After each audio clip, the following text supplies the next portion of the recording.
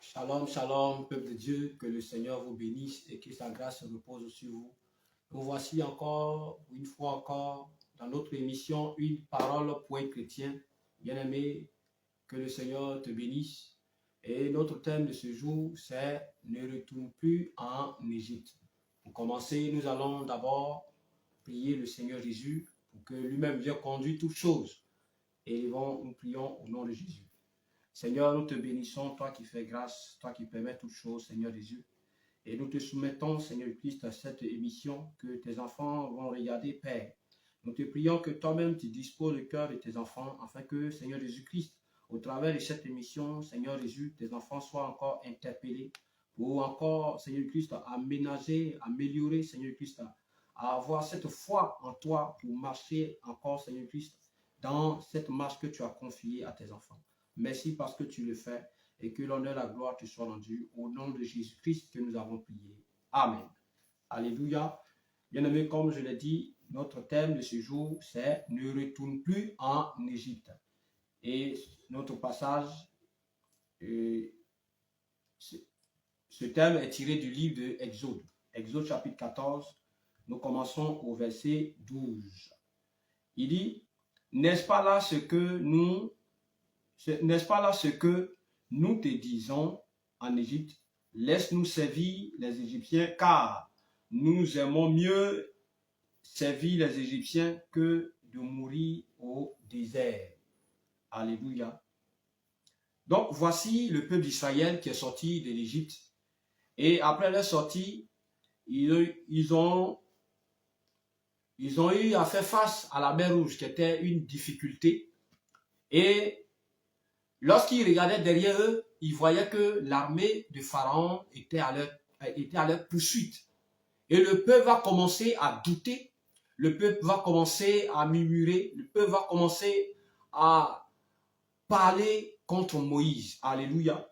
Et les enfants de Dieu vont commencer à avoir peur parce qu'ils ont vu l'armée de Pharaon qui était à leur suite. Alléluia.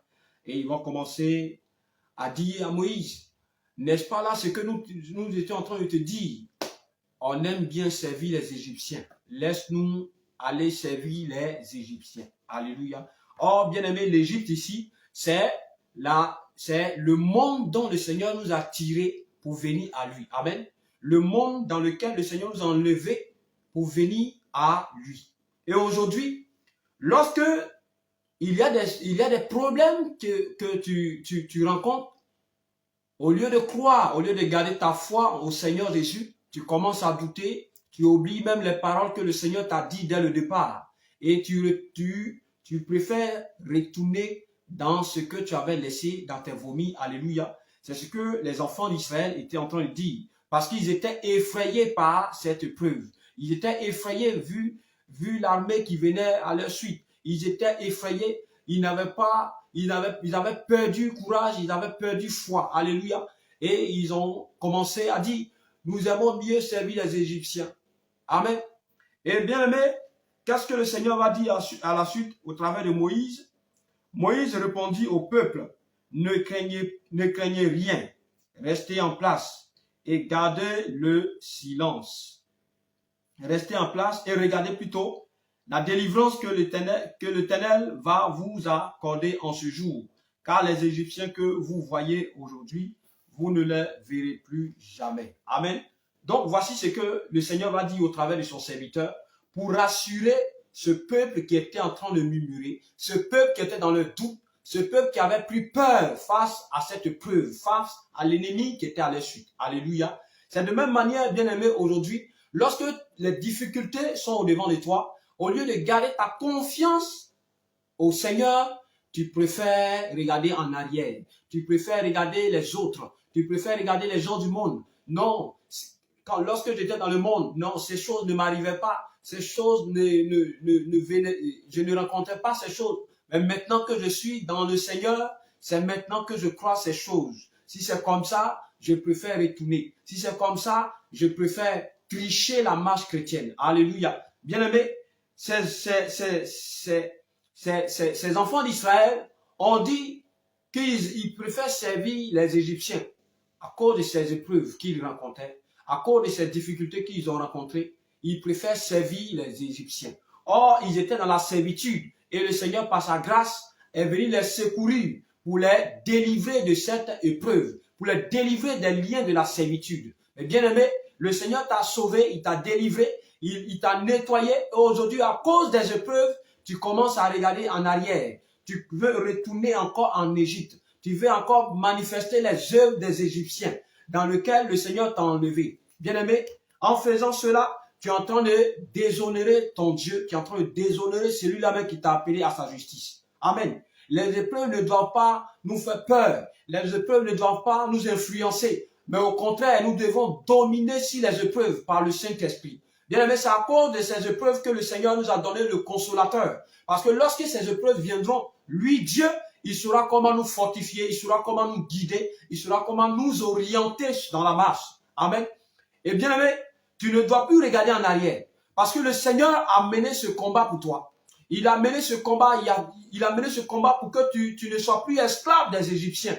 Mais vu que les problèmes arrivent, vu que les épreuves sont là, tu commences à regarder en arrière. Tu commences à penser à ton ancienne vie. Tu commences à penser à ce que tu faisais autrefois dans le noir. Bien-aimé, cela n'est pas la solution. La solution, c'est de persévérer. La solution, c'est de continuer la marche. La solution, c'est de faire recours à Jésus. Comme dans la barque, les disciples étaient avec Jésus lorsque la tempête et le vent, la tempête et la mer s'étaient levées contre eux.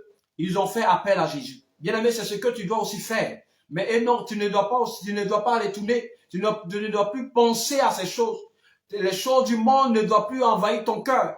Parce que c'est à cause de ces choses que le Seigneur t'a libéré, t'a délivré. C'est à cause de ces choses que le Seigneur t'a fait connaître sa parole. Mais lorsque tu abandonnes la parole de Dieu, tu abandonnes les commandements de Dieu et tu commences à encore penser à ta vie passée, à ta vie païenne, à ce que tu faisais, à les abominations que tu commettais au devant du Seigneur, bien-aimé, cela ne glorifie pas Dieu. Alléluia. Cela, tu es en train de dire à Dieu qu'il n'est pas capable de te délivrer de la situation dans laquelle tu te trouves. Tu dis à Dieu qu'il n'est pas capable de te sauver dans la situation dans laquelle tu te trouves. Tu dis à Dieu qu'il n'est pas capable de te faire surmonter l'épreuve que tu es en train de vivre à ce moment. Bien-aimé, je viens te dire en ce jour que tu dois garder ta position vis-à-vis du Seigneur. Tu dois garder la foi en Jésus. Tu dois garder la foi dans le Seigneur. Parce que le Seigneur ne va jamais t'abandonner. Il ne va jamais te laisser. Mais au contraire, c'est nous les hommes qui abandonnons le Seigneur. C'est nous les hommes qui sont les premiers à jeter l'éponge. À jeter, oui, l'éponge, à jeter la foi. Alléluia. Alors que le Seigneur Jésus, par son amour, il ne nous abandonne pas. Il nous donne toujours la force. Il nous donne toujours le courage de tenir ferme. Bien-aimé, regarde un peu, lorsque tu lis Actes des Apôtres, ce que les apôtres ont traversé comme difficulté, ce que les apôtres ont vécu comme difficulté. Bien-aimé, si c'était toi, qu'est-ce que tu allais dire? Si c'était toi qui vivais ces choses, qu'est-ce que tu allais dire? Mais bien-aimé, malgré qu'ils vivaient ces choses, ils n'ont point abandonné. Malgré que les pharisiens les persécutaient, ils n'ont point abandonné. Mais ils ont continué, ils ont fait recours au Seigneur. Et le Seigneur les a fortifiés en leur donnant la force pour continuer à travailler, pour continuer à œuvrer pour le Seigneur. Bien-aimé, voici un peu ce message. Que le Seigneur te bénisse. Et bien-aimé, nous allons prier afin que le Seigneur, par sa grâce, vienne encore te donner la force pour continuer la marche et de ne plus regarder en arrière, de ne plus t'inquiéter de ta situation, mais d'avoir pour désir, d'avoir pour secours, d'avoir pour refuge le Seigneur Jésus-Christ de Nazareth. Nous prions au nom de Jésus. Seigneur, nous te bénissons, car par ta grâce, Seigneur Jésus, nous sommes sauvés.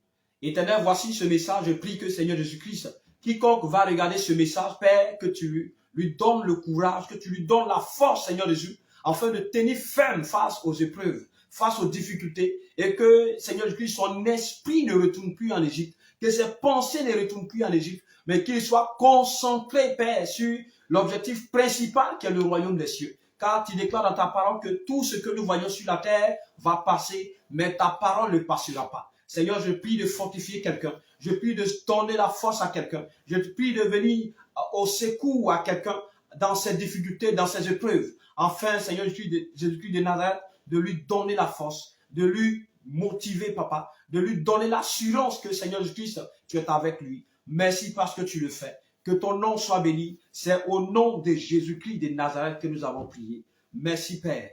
Amen. Alléluia. Que le Seigneur vous bénisse. Bien-aimés, voici la fin de notre mission. Et que le Seigneur vous bénisse, que sa grâce repose sur vous. Sur ce, nous nous retrouvons à bientôt. Shalom, shalom, que le Seigneur vous bénisse.